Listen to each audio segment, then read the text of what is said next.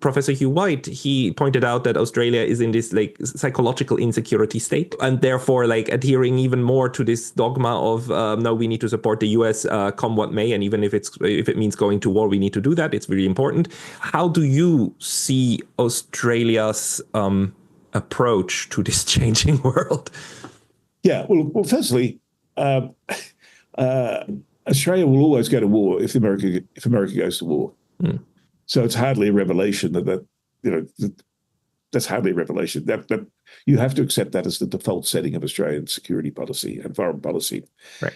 The big problem for us now with Trump, and it goes back to my points about exceptionalism and primacy, is that we have so comprehensively over the last decade, and Hugh's been a tremendous critic of all of this, and quite correctly, we have so comprehensively tied ourselves to the Americans, or glued ourselves to the hip, as I say in my previous book, that that we're unable to engage independently with our own region. And so whilst the government talks about, we want strategic equilibrium in our region, we want everyone to be sort of good and get on good terms and everything like that.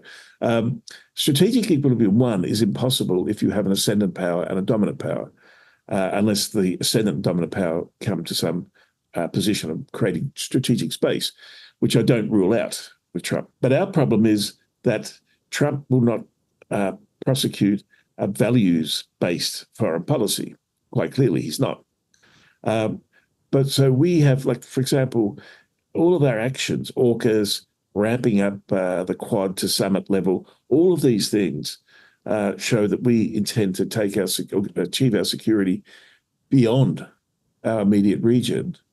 And yet we talk the talk of this is where our security should be found.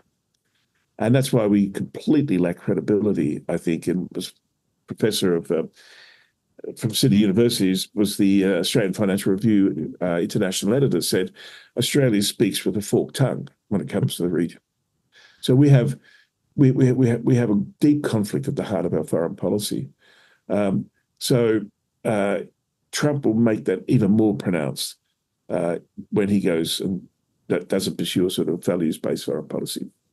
So there's no chance that in the near future, Australia will suddenly come around and realize that it is, in a sense, the most southern part of Southeast Asia, the thing stretching all the way down and ending ultimately in New Zealand.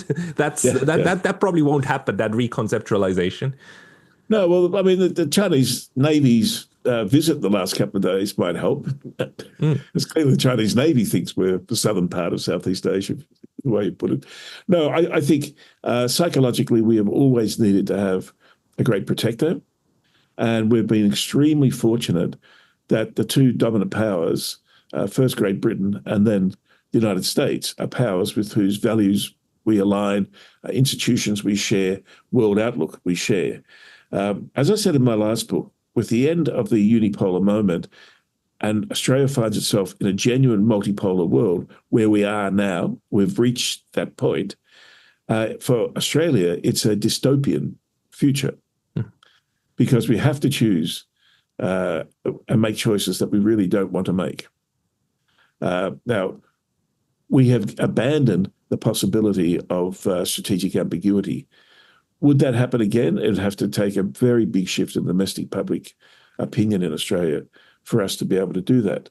And so I see AUKUS, for example, whatever the technical merits or demerits of it, whatever the strategic value or not of it, I see it as a losing strategy for us in terms of our foreign affairs and security, because we have nailed ourselves completely to that project. And it speaks volume to the region that we don't see our security in the region, we see our security from the region.